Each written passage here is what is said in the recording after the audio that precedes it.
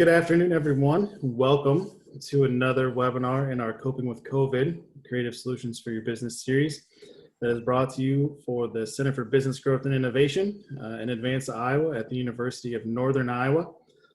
We appreciate everyone taking the time either live or live in Zoom or on Facebook to join us today. If you have questions throughout the session today, please go ahead and enter them into the Q&A box. Or if you're watching on Facebook, go ahead and comment there and we'll get those up to our host and our presenter. My name is Patrick Linsman. I'm the man behind the curtain today, helping facilitate and run the technology for this afternoon's session, which is going to be on planning during disruption. I'm going to introduce to you our host today. That is UNI Regional Business Center Director, Amy Dutton. And she's going to lead us through a conversation around planning during this crisis. Thanks, Patrick. So thank you all for joining us. As Patrick said, we're pleased to be able to offer this information. It's a tough time, a lot of uncertainty, and really we're going to take a different look at how the way you might be inclined to respond when something like this is going on. So I'm pleased to have Jordan Vernoy join us. Jordan is somebody I've known for a long time, and he has an interesting story, an interesting career, and brings some great skills to the table. He's actually spent his entire career working to be a voice for people who maybe aren't heard. He worked for 12 years in the Feeding America Food Bank Network, challenging people to think differently about the work of ending hunger in America. That's where I met Jordan. I met Jordan in my time working with the Feeding America Food Bank here in Waterloo, Iowa. Jordan has a master's in nonprofit management, and he's a certified nonprofit professional. And he's a frequent speaker and facilitator on the national, regional, and local stage, addressing topics related to leading in a network, human-centered design, and putting mission first.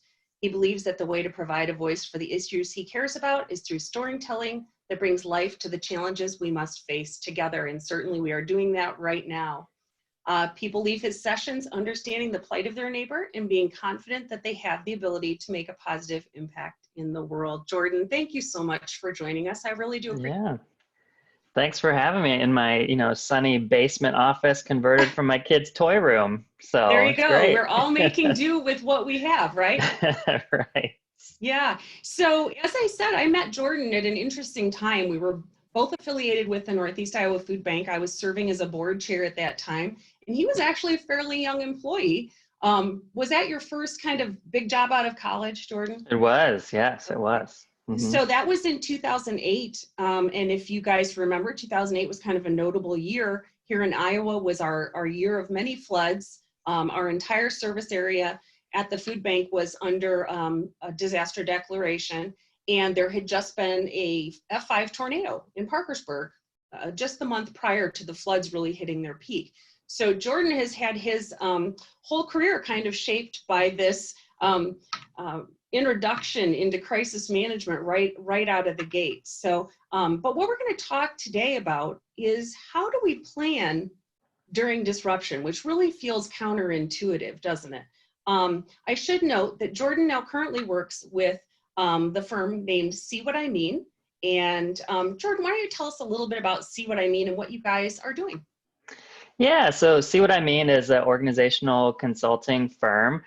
We really believe in using tools and visuals to help people understand the challenges that they're facing and move forward together. We really people come to us, they say when they have a really messy problem they're trying to figure out, and they've tried maybe a lot of different ways and can't figure out why something's not moving. And we really try to help people think with a human-centered lens, with a design lens, to really think of adaptive changes. And just to point back to your reference to my time right out of the bat with Parkersburg and the flooding is, a lot of this thinking comes from that concept, right? That in the middle of those crises, it's often hard to see the ways that we're being so great, but we really are. I mean, you think of things that people are changing and doing differently, and recognizing that throughout my career in the food bank world helped me to think about how do you take those opportunities when you have a chance to take a breath and really plan for the future of what that means for your organization. And I know my background it's all nonprofit, right? But I think Amy and I were just chatting that the challenges really look very similar, especially in these spaces of, I mean, if you think about the food banks, I'm thinking about them every day and the challenges that they're facing, really serving a need that just exploded for them. And so how do you keep up? How do you understand how to keep your staff safe and keep them moving forward? Sounding very similar to some of the for-profit companies that I've been hearing from lately, and just how do you maintain what you're doing and think about how that can help you in the future?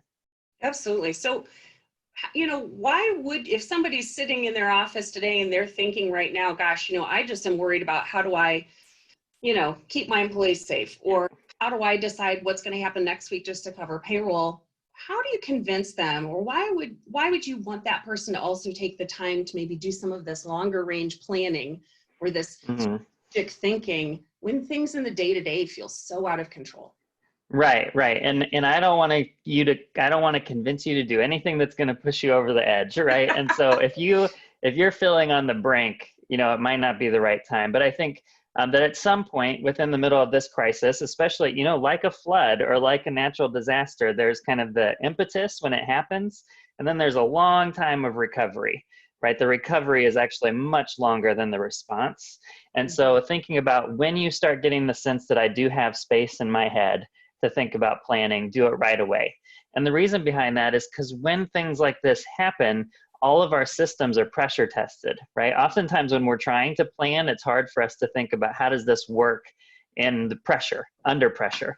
And right now we're all under pressure, right? And so, if you think about the food bank world, because that's where we started, all of their systems are under pressure in a way that allows them to think about what are we doing differently right now to just make sure that our mission is served, right? That people facing hunger get the food they need, and how are we changing the way we work to make that happen? And that's probably similar with your organizations. The reason that this idea came to us was a local manufacturer was saying, look, this is really straining us, but at the same time, we have to be thinking about what's happening in the future and what's going to happen on the other side of this.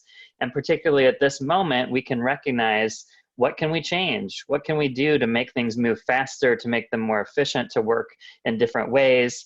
And so it's an opportune time when you have a chance to breathe, to step back and say, what did we change? What did we change today that we can leverage for tomorrow? And what does that mean for opportunities in the future?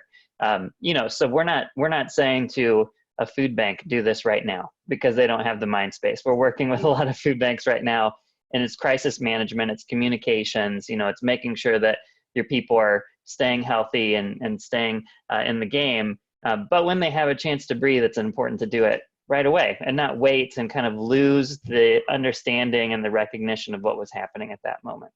Absolutely. As we're talking to small businesses, it does feel a little bit unusual. My job day to day is working with small businesses, whether it's someone who's starting or an existing small business. And of course, all of that looks different today as people are trying to figure out, how does my business model work in this no contact environment? Right. Or I'm restricted from operating. And it does feel a little weird to be saying to them, well, let's be thinking about how can we be prepared, or what's our strategy for 2, 3, 6 months down the road when hopefully all of this is behind us and we're back to what we're going to call a new normal.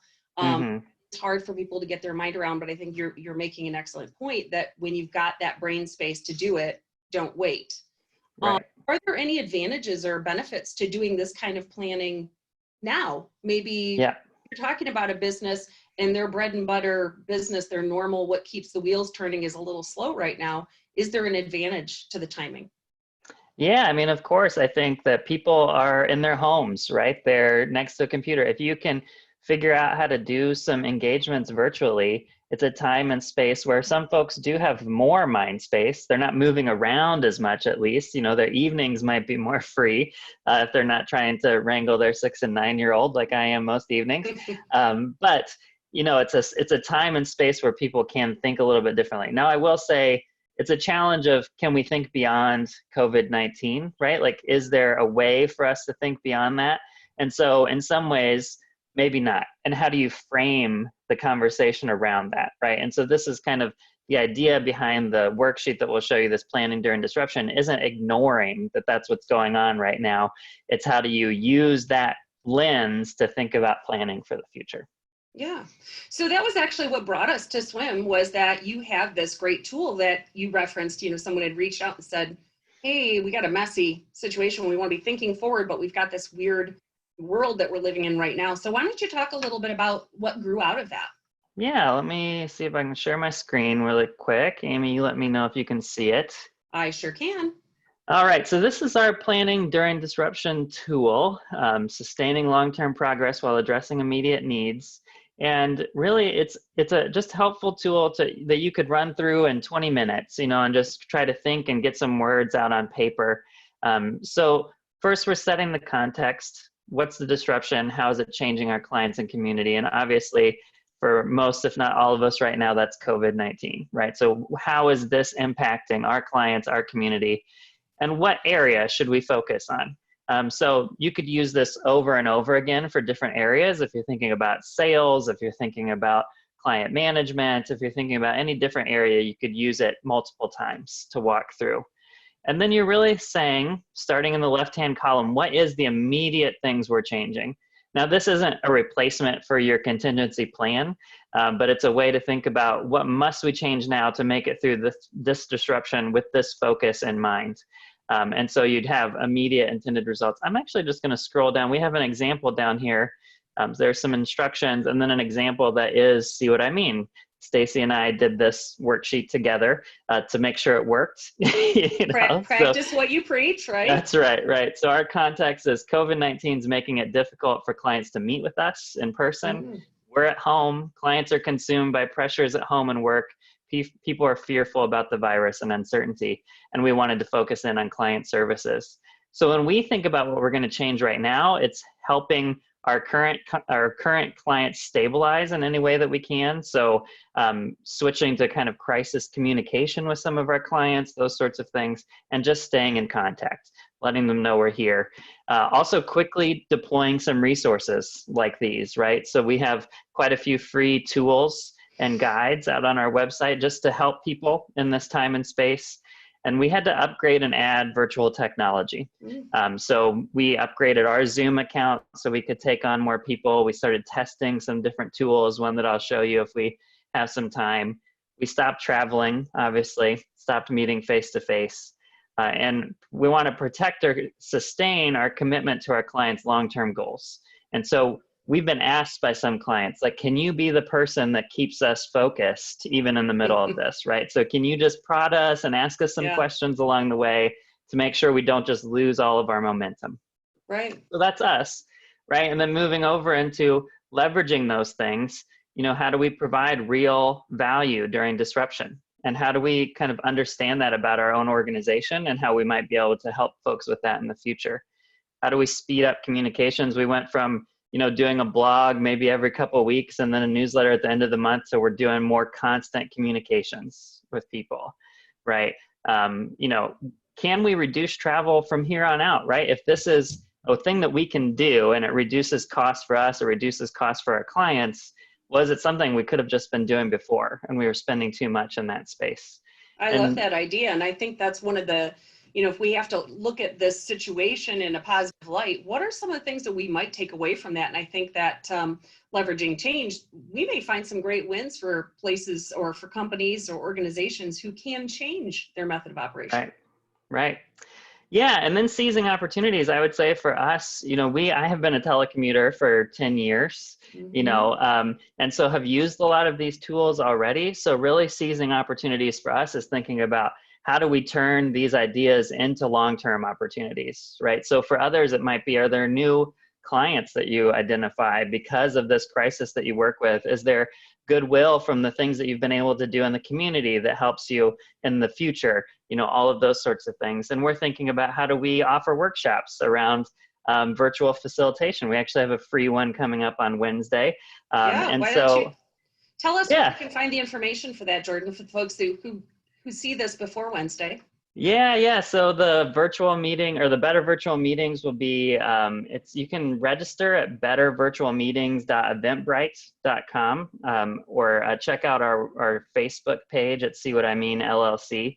And so we'll be walking through some more tools, but that's the way that we're thinking about, how do we seize that opportunity and say, hey, we are actually good at this. We also think, and I think for all companies out there, some harder to visualize this than other, but more online based work is just inevitable, right? More online based engagements, communications, working from home. This for the entire country has kind of pressure test our ability to do that, but it's just likely to occur in bigger ways. I think it might happen slower afterwards because we're all just going to want to be around each other so much for a little bit. But shortly after, I think it'll swing back to, oh, that actually worked. And we figured out how to do it. It saved us a lot of money. You know, it saved us travel and those sorts of things. And so thinking about what are those things that are going to continue and how you can build some of that bench strength and, you know, tools now to help you in the future. Right. I think the idea that we are going to really see where some of those barriers come down. We get more efficient at this virtual stuff. When you talk about seizing opportunities, I think of a lot of my clients and probably a lot of small businesses who might be listening to this, who have always put themselves in a geographic market. Yeah. And depending on what their offering is, those barriers may start to fall away as we realize how efficiently and how creatively we can do business outside of that geographic restriction. So right. Having that same thought. Yeah. You know, and there are so many tools out there that you can use to continue to engage folks. I think a lot of people, and it's probably feeling that way right off the bat if you're starting to do a lot of Zoom meetings or other virtual tool meetings, that it feels maybe less interactive and less collaborative. There's not as much brainstorming. But once you get used to some of the online tools that you can use to engage people, I think that can go away, right? It takes some literacy in those tools that you can build over time, but not shying away from using them. And just people are going to give you grace in the beginning to say, oh, this didn't quite work quite how I wanted it to, but how do we keep working through those things and figure out how to move forward together? Right. So, you know, I know you've worked with a lot of organizations in times of normalcy. I know you've worked through lots of times of crisis, but you worked through strategy sessions, I'm sure, with food banks and other organizations when it wasn't a time of crisis. Right. What are some of the kind of stumbling blocks or hurdles that you see organizations run into when they start getting in this longer term or this more strategic mode instead of being reactionary? Yeah, you know, I think there's a few things, and some of them I think is actually, again, an opportunity that some of these go away in the middle of a crisis like this. Some of it can be a lack of focus on what are we actually driving towards, right? And so a lot of our meetings and initially in strategic planning is trying to understand what are you actually pointing towards, right? Because if we don't know that end goal, we don't know where we should be moving, what infrastructure we should be building, what staff we should be building, those sorts of things.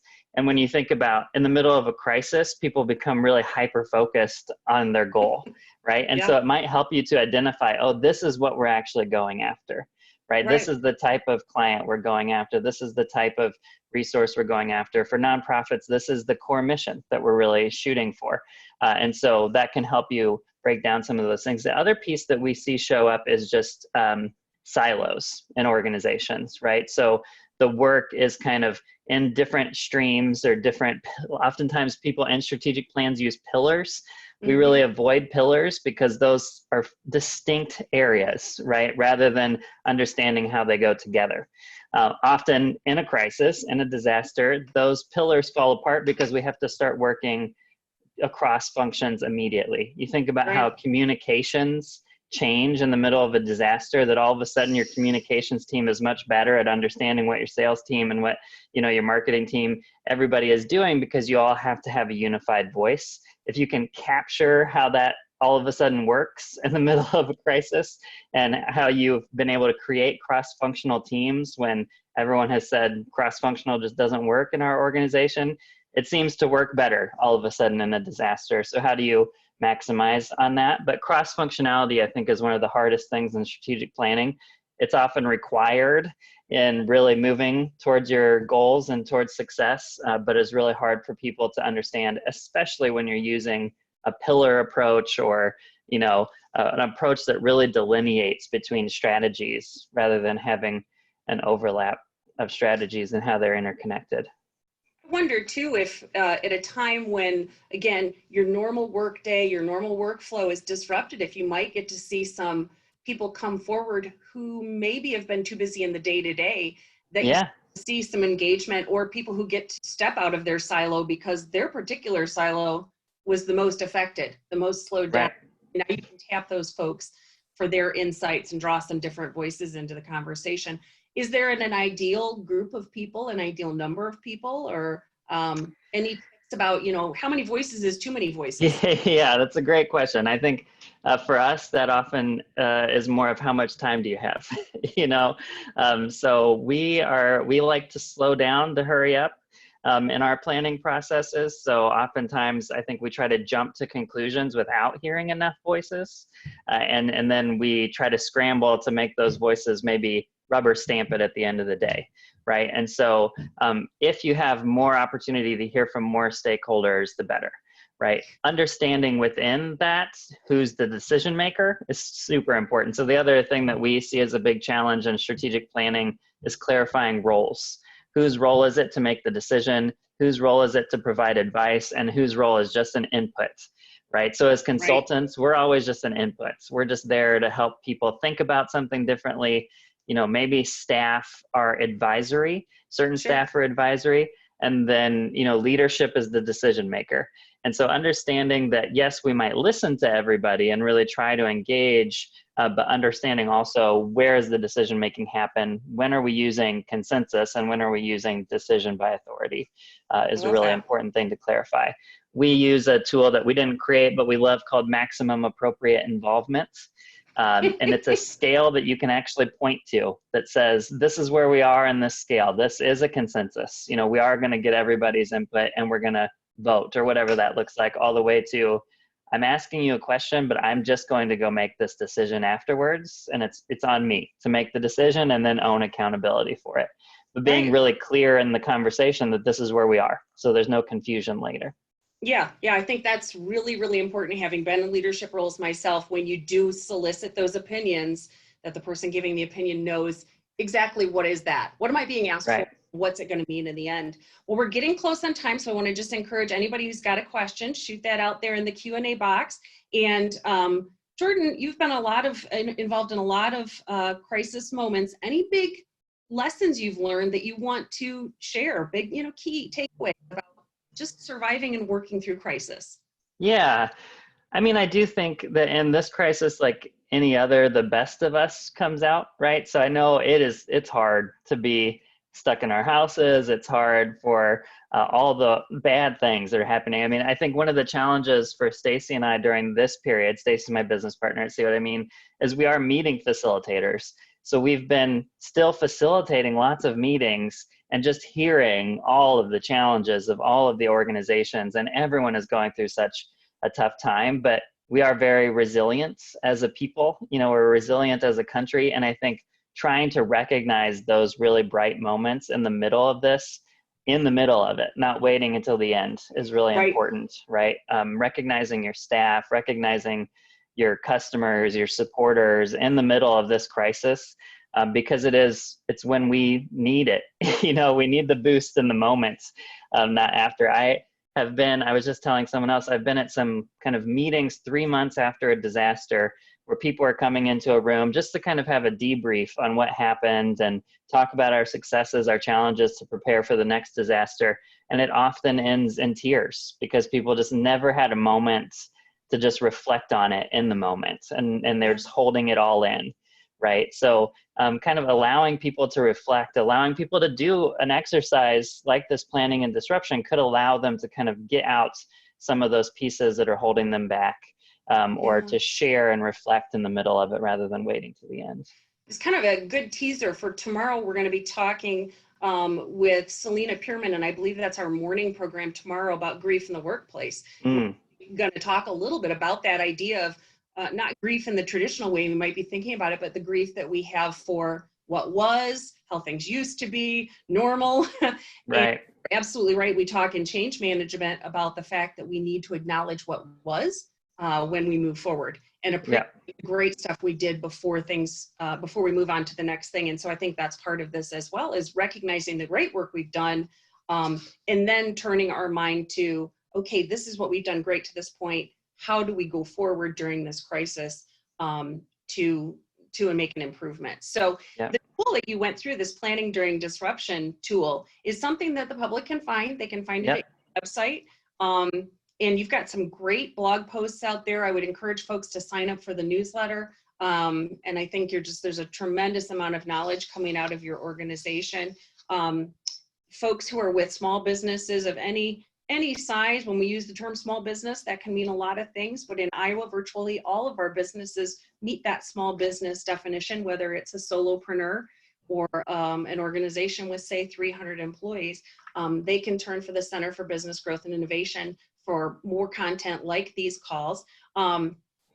Any parting words, Jordan, that you would want to leave people with as we go forward, about this idea of planning? How can we, what are the three big takeaways as you think about what can you do tomorrow to be thinking about what comes down the road? Yeah, I mean, I think saying 3 is putting me on the spot, Amy. Sorry. No, that's okay. I mean, I think it's a smart goal, Jordan. It's a smart goal. Come on. Right. I think first of all, make sure it's the right time. Don't feel like you have to rush into something, and this might not be the best moment for you to do planning. Don't think of this tool as like you're jumping into strategic planning. But if you have a time to take a breath and think, do it. But otherwise, I think if you're not at the right moment for planning, it can just end really poorly because you're not set up to kind of take it seriously and do the due diligence that you need to do. I think thinking about a crisis as an opportunity to understand how things work when they're under pressure is an important thing to think about, whether it's now or whether it's just as soon as you can after you feel like this crisis is over for you. Thinking back, a lot of the spaces that we look for are where did you drop rules or procedures or policies that for some reason you had, but you needed to drop in order to get to your mission quicker or your quicker in crisis. Why did you drop those? And do they need to come back? Or could they just stay away, right? Was it holding you back in some way that could just not move forward? We see a lot of those happen in disaster, right? That we just say, well, let's just pause that for now. Thing, right? Yeah, right. And we'll see if we need to come back to that. I think everyone should still wear appropriate pants when we get in. Yes, right. Yeah. And then last, I would just say, check out our website, seewhatimean.com. We posted a bunch of free tools. There's a virtual meeting checklist, which I think is helpful just before you get on a call like this, making sure things are set up. There's the 10 tips to virtual meetings. There's this tool that you can get for free, and then information about that webinar on Wednesday, where we will go through some of the tools that we're using, virtual tools, but also just some different techniques that we always use in in-person meetings that we're saying this is how you can still do this in a virtual meeting to keep people engaged, keep them from turning off the camera and doing something else unless a kid runs in and they have to deal with something, which we know happens. But yeah, so check those things out, and thanks for having me. Feel free to reach out to us if you have questions or anything. You bet. I did drop the link to the Planning During Disruption tool in the chat, and that will be the archived version of this. So again, thank you to everybody who's taken part. We really appreciate your participation. We hope you found this helpful, and we look forward to bringing more tools to our small businesses. If you want more information on the archived programs or our other programs, visit us at advanceiowa.com. You can also visit my program, Small Business Development Center, at iowasbdc.org. And again, Jordan Vernoy with SeeWhatImean.com. So thank you all for your participation today.